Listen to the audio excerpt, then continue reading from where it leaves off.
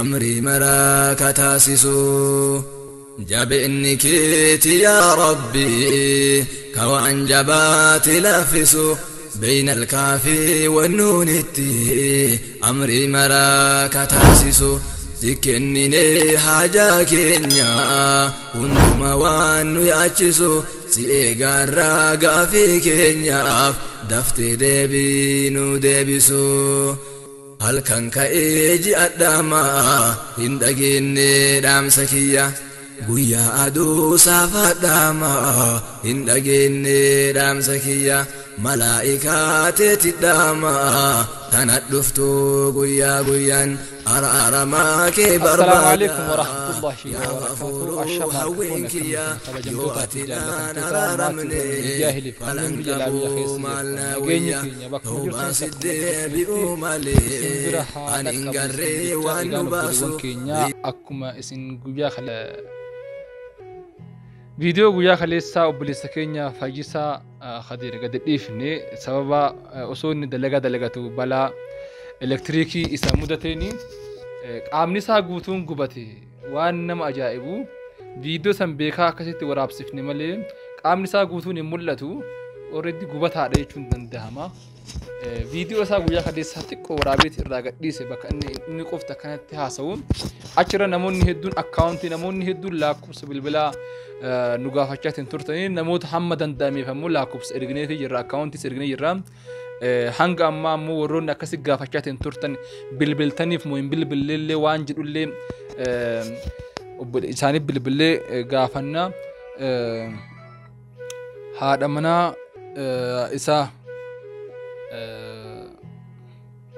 Saada Amaanis bilbillee gaafanna maatii isaa mee bilbillee karaa toora bilbilaatiin isaan gaafanna haala kam akka irra jiranii egaan kabajamtoota fi jaallatamtoota keenya maalo seenaan kunii fi haalli amma itti haasa'u jirru kun waan hedduu garaa nama nyaatu waan hedduu garaa nama raasu waan ta'eef akka sheer gootanii fi uummata Oromoo biraan dhaqqabdanii fi hello salaamu alaykum.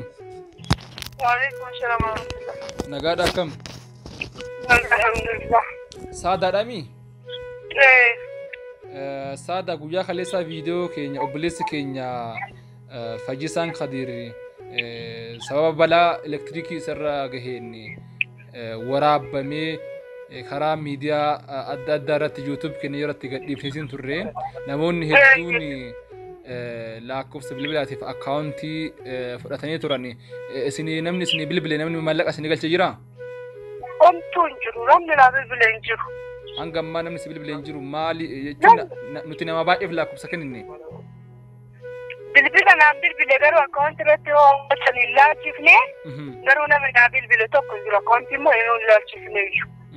Mee hayyi itti deebina sani mee obboleessi keenya Fayyisaan mee maal ta'e maaltu irra dhaqqabe balaa kana mee uummata keenya kanaaf mee ibsi mee. Obboleessa keenya balaan inni sababni isaa wanti diishii osuma mana namaatti irratti sirreessaa jiru. Masmarri wanti irra darbu kun jiranitti inni guddaan kun isa saniitu sibiila biraa waliin wal tuqee sibiilli sun immoo isa qabate. Sibiila sanii qabate ol fuudhee kan booda lafatti darbate. Lafatti darbateen booda ispaanaal koodiin isaa kun ni cabe yeroo kuffisan jechuudha. Darbatee kuffisan ispaanaal koodiin isaa cabe. Bakka sababa sanirraa kan ka'e ammaa qaamni isaa kun qombaasii gaditti gonkumaa of hin beeku jechuudha qaamni isaa. Eessaa gadi jechuudha? Paralaayizii ta'e. Paralaayizii yaala hoo akkam yaala argatee? Yaalli inni asitti argate yaala gubannaa qofa kan itti gubate qofa. Isa qofa yaalii godhamee fi lafeen cabe sun iyyuu wali qabatee sirriitti wanti hin jenneef. Isuma qofa yaalii kan argate yaalii gubannaa kan gubate san abeet hospitaalii ji'a tokkoof ciisee jira. Bakka san booda wanni yaalli isaan godhame tokko hin jiru homaa kan gubate san bichaa. Sababni yaala argannee fi qarshiin arganne moo haalatu isiniif mijoofni moo akkamiif yaala akkamitti argachuu dhabe gammaatitti? Amma yaalli inni argate hanga qarshii maallaqa yeroo duraatitti ogummaa hedduu waan qabu maallaqa waliin kaa'atee tureyyuu maallaqataniin immoo yaalamaa ture. Hanga amma uddeenni miidhamee Ji'a torba fidee amma ji'a saddeettaffaa keessa jira beektanii guyyaa 28 fide.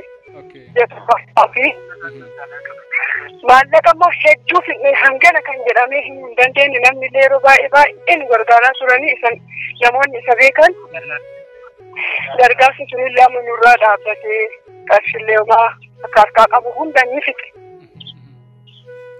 Kanaaf as naannoo Finfinnee akka taatan dhagaheen ture qaamaan isin ilaalla. Eessa naannoon keessan naannoo kamii argamtan isin? Godina addaa Sabbata jalatti argamti. Sabbata jalatti Hawaasa jedhamtu. Godina addaa Sabbata. Mee amma yaala kana itti fufuudhaaf maaltu barbaachisa? Akkamiin yaalama? Eessatti ammoo yaalamamee carraan jiru maalidha sila amma hireen itti aantu maalidha? Amma yaalli kun amma sababa ispaanaal koodiin kun cabeeti paralaayizii ta'uun isaa sababni isaa maalidhaa fi yeroo bakka inni kufe sanitti namoonni sana alaa geessuudhaaf baay'ee karaa dheeraa deemanii ni beekanii yeroo sanitti gargaara yommuu danda'an. Sagaleen keenya ijjita saada sagaleen keenya ijjitamee. Nani kakaafa. Sagaleen keenya ijjita mee maal jette mee? Sababa kumaa keessa sababa. Oyi bilbilaan si deebisa. Egaan daawwattoota keenya akkuma dhageettan obboleessi keenya kun abbaa ijoollee lamaati. Abbaa ijoollee lamaati haati humna hin qabdu. Wallaahi balaa kanaa keessa hunda keessan rabbi sinaa haa eegu rabbi sinaa baasu. Hello. Sababa lafee dugdaa qabeetti. Paralaayizii ta'e paralaayizii jechuun qaamni tokko ofillee narbituu miidhame. Waa ufaati narbi. Narviizaa miidhame. Narviizaa miidhame ispaanaal koodii waan qabee. Ayyee. Kanaaf yaadni kun immoo biyya kana keessatti gaggeeffama waan hin dandeenyeef gara biyya alaa deemtanii ilaaluu dandeessanii jiru. Biyya alaatti gara biyya alaa deemuudhaaf qarshii nama fisa qarshii hangam akka ta'e isinitti himanii? Inni dhukkubsatan gaafanne maaliif humna kenna waan ta'eef guyyaa isaan akkana nuyi jedhaniira waan sallee nu bakkaachumatti hin deebine marumatti garee bakkaannu sababa ciisu. Hello Saada. Baay'ee dhagaa jira. Mee sababa ciisicharraa maal jette jedhi himamee? Sababa ciisicharraa kan ka'e jechuudha. Bakki inni dhiisu kana dhimma dabalataan madaa biraatti dabalataan asirratti osoo ciisu jechuudha. Kanaafuu isin amma jechuun amma garamitti deemuu jirtan imalli keessan garami amma jechuun furmaanni garamitti deemaa jirtan isin maal barbaadan uummatarraa isinoo akkam ta'u deemtan waan jedhu. Amma nu maal barbaanne gara biyya alaatti deemee yaalii hankuma biyya alaatti illee geessinee yaalii argachuu qabu akka yaalii argatu barbaanne. Isarra darbee immoo biyyuma keessumatti biyyuma keessatti illee jechuudha. Jireenya illee dadhabneerra maaliif kan hojjetee nu jiraachisaa ture isa. Ijoollee lama qabna. Maatii haadha illee ni qaba baay'ee dadhabnama guddoodha. Abbeeraan isaanillee bira jira nama guddoodha isaanillee nama hojjetee jiraachuu dandeenyedha jechuudha. Isatu gargaaraa ture anallee akkasumallee qaroo dhabeeyyiidha. Ati maal taate? Ati si dhukkubaa silli? Silli si dhukkubaa? Ana dhukkubu jechuun ani qaroo dhabeeyyi durumarraayi. Ijaan argite durumarraayi. Ijaan argitu ati? Durumarraayi duruma calqabumarraayi jechuun nargu. Rakkina ijaa qaba. Guutumaan guututti moo hanqinna? Guutumaa guututti iji tokko bittaaf miniliki ibsatiin hojjetanii hamma xiqqoo jalan argaa. Xiqqoo bireedidhaan baradhee fide barnoota jechuudha. Bireedidhaan. Akkasumas baradhee fide xiqqoo ifan argaa of jalallee darga jechuudha. Durumarra waan ta'eef kan adeemsa keessa miti kana dhukkube durumarraa na dhukkube xiqqoo ta'ee daa'imummarraa fideerra jechuudha. Okay, ati ijji kan kee lamaanuu isin argu jechuudha yoo xiqqoo argite malee. Darbu gonkumaan darbu xiqqoo arga bakka jechuun nama addaan hin taase egaa nama addaan asini hin argan jedhamu ka ifa arge malee ifa sunatti mul'ata. Okay, waan akka fa'aa ka cararii jechuun waan xiqqishuu sitti mul'ata. Malli jaani argitu. Walumaa galatti kan nu jiraachisaa ture isa waan ta'eef asumatti jiraachuu hin dandeenye baay'ee rakkoo guddaarra jira jechuudha. Maatiin kiyaan ijoollee keenya fillee ta'uu hin dandeenye. Kanaaf aadaa immoo inni baay'ee sirriitti isin ibsuu danda'a beektanii. Ayyash daqiiqaa muraasa isalleen dubbisnaa silkii itti nu kenni atillee rabbiin gartee ifa xiqqoo tana rabbi ifa guddoo si yaa godhuu hin danda'a waan ta'eef inni guddoo. Inshallah amiin abbaa kiyyosh. Obboleessa kiyyatti naa kennime. Dubbisa asirratti isin ibsaan. Salaamu alaikum warahmatullahi wabarakatuh. Waalaikum salaam warahmatullahi wabarakatuh. Fayyisaa akkam naga fayyaa? Nagaa jirtu alhamdulillah. Alhamdulillah. Haydar Abdi bilisummaa jedhama hiliif miidiyaarraa si bilbila. Maashaallah. Hiriyaara raayyaa fa'a? Amantaan irratti siin beeka Haydar isaanii? Maashaallah maashaallah. Ustaazni jiraata. Akkam nagaami? Jirraa wata alhamdulillah. Alhamdulillah. Mee akkin jedhe? Mee maaltu si mudate rakkoo maaltu si qunname?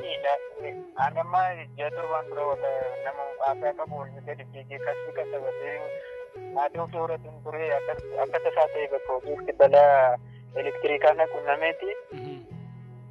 Lafeen dugda koo na cabe lafeen dugda yeroo na cabutti beektu ka lafee dugdaa jechuun maal akka ta'e qaama guutuu kan sochoosudha amma qoma kiyyaa gadi waa tokko sochoofadhee hin danda'u. Kanarraa kan ka'e yeroo dura sabrii godhetan tureyyuuti abid hospitaal Addis Ababa naannoo Gojan Barandaatti kan argamu tokko jira achitti yaalaman namni balaa elektirikaa kun mudatu kan ada makiinaa fa'a. Achitti yaalamaa ture yaalamaaf achi ciisee isa booda yaalinsi kee biyya keessatti hin danda'amu naan jedhani kan elektirikiin na gube qaama kee na gube na yaalanii kan socho'uu kan isa ta'e immoo karaa biyya alaa deemuu qabdan naan jedhanii yeroo sanatti baay'ee rifate. Maatiin isaanis baay'ee hanga ammaa kana dandeenye dubbadhuun ture qolee morma fi olii qabatu hin danda'u ture. Kanarraa ganna darbate beektanii high voltage kan toorarra deemu kana jechuudha kan naqatu. Isatti manarraa qabee gadi na darbate yeroo gan na darbu sanatti na gubeetu na darbate harka kiyya kana bitaa baay'ee qaama irra keessa baay'ee na miidhe keessa nan seenne malee quba kiyya kana harka bitaa na murame. Deebinaan lafeen dugdaas miidhamni guddaan irra ga'e bakka lafeen dugdaa sun na cabuudhaan akka bishaan qabatee hin danda'u goolii isa gara kaan illee qabatee hin danda'u. Bakka amma erga torba fixe kun amma keessa hin jira ciiseetu nan jira daayipariidhaan kan tuubboo fincaaniitiif natti godhameetiin ciisa. Maatiin kun baay'ee maatii dadhabaadha wallaahi rabbi sin argisiise waa maatii argaa. Yoo rabbi jedhe gaaf tokko arguu dandeessu haati warra yaada dadhabduu maatii koo gabaabaa mataan madduu gadi fiigee hojjetee horata ture ulfaataa ture amma deebi'ee isaan irratti ba'aa guddaa yaaddoo guddaan itti ta'e wallaahi kan kiyyoo fi rabbitti yoo hin sabare wallaahi kan isaaniitu sabrina qaba beektanii. Kanaaf amma hospitaalli maal naan jedhee gara biyya alaa deemtee yaalamuu dandeessaa yeroo duraa naan jedhetti dhiifnee galle waan humna hin qabneef aniyaa waan hin hojjetaa tures baay'ee walirra kaa'uun miidhatu horataa kan isa yoomisiyo mannen koo qabate iyyuu mufitaan deeme beektanii amma natti cimnaadhaan hiyyatu jammare malee dura callisee kan tureyyuu. Inshallah uummanni Oromoo bal'aan tarii uummanni Oromoo bal'aan sagalee kan keenya dhagahanii jiranii. Uummanni musliimaa uummanni Oromoo saba bal'aa saba guddaa qaba akkasitti ciisee du'uun qabu rabbiin waluma nuu kaa'e waluma saba bal'uu ijoollee beekna beekanutti himachi jammaree obboleettiin teenya tokko kan amma biyya alaa jirtu dhaamaan wallaahi waliin beeknu akkasuma odeeffannoo rakkina kee kana dhageesseeti isiniin viidiyoo waraabetee ustaazaa irratti si erganaan jettee ergee fi immoo irratti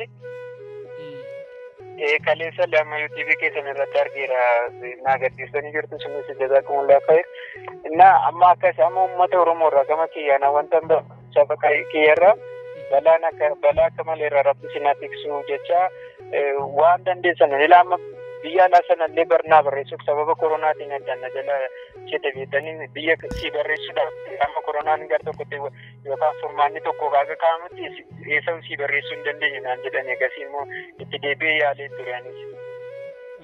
deebisee yaalamuuf illee maallaqa si barbaachisa waan ta'eef waan si barbaachisu piroosesii si guutuu si bareessuu ati abbaa ijoollee meeqaati?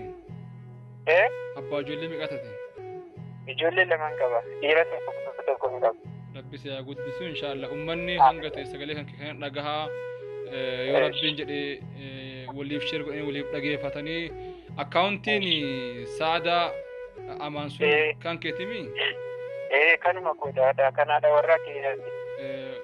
Akkasii waan jiru inshallah yoo rabbiin nu laaffise qaamaan illee dhufu yoo nu mijaa'e qaamaanis ni dhufna. Yoo nu mijaa'uu baattes ammoo asumatti inni du'aa isii godhana obboleewwan illee du'aa akkasii godhanii ati illee jajjabaadhu abdiin muratini hunduun dabra qadara rabbiiti jajjabaadhu bilbillee illee si gaafanna nuuf jiraadhu biriisa kiyya. Amiin. Egaan kabajamtootaa fi jaallatamtoota maatiiwwan Hiliif Miidiyaa kanneen biyya alaa biyya keessa jirtanii mucaa kanatti qaamaan bira dhaquudhaaf hin qaanfanne maaliif jennaan wanti isa barbaachisuu fi humni inni barbaadu waan guddaadha. Qaamni isaa guutuun gubateera. Asii ol malee guutuun qaama gubateetiin jira. Akkuma isin argitanii akkuma inni amma dubbatee mana hammaamaa yoo deemu ofiin of sochoosuu hin danda'u. Daappiriidhaan fayyadama akka daa'imman reef dhalattee jechuudha. Daa'imman gartee waggaa tokko yoo caalteeyyuu daa'imman daappirii irraa baasan namni guddaan hangana ga'u namni maatii qabu maatiin hundi jalaa faca'ee haati mana qaroon qabdu daa'imman lama qaba haati humna hin qabdu rabbiin barbeeta gaafa rakkoo takka namarraa rakkoon namarra heddummaa akkuma muka jigee irratti qottoon heddummaatu namni rakkoon tokko gaafa si qabate rakkoolleen namatti heddummaate tun qormaata ni galee rabbi nu abaasu akkuma dhageettanii qormaa rakkoo fi rakkisaa akkanaa kana balaa akkanaa kana ilmaan Oromootii fi ilmaan namaa hundarraa akka rabbiin qabu du'aas ni godha jechuu jira. Kanaaf ammoo obboleewwan kiyya waan dandeessan akkaawuntii haadha manaa isaarratti haati manaa isaallee qaroo dhabeeyyiidha. Kanaaf ammoo waan rabbi si laaffise qarqaaraadha. Sadarkaa biyya alaa geessanii yaaluu irratti yoo rabbi si laaffise yaalaadha kanuma isin jedha. Galatooma hanga labseen jirtan jiruun duniyaadhaa gabaabduudha hanga lubbuudhaan jirtan waan xiqqoo tanallee taatu dalagadhaa rabbi sinaa milkeessuu galatooma horaa bulaa deebana. Wannuun itti amrii maraa kataasisu jabeenni keeti yaa rabbi kawaan jabaati laffisu بين الكافي والنون أمري مرا كتاسسو سكنني حاجة كينيا هندما وانو يأتشسو سيغارا غافي كينيا دفتي ديبينو ديبسو هل كان كايجي أداما هندقيني دام سكيا guyyaa aduu saafadhaama hin dhageenye dhaamsa kiyya malaa'ikaa teetidha.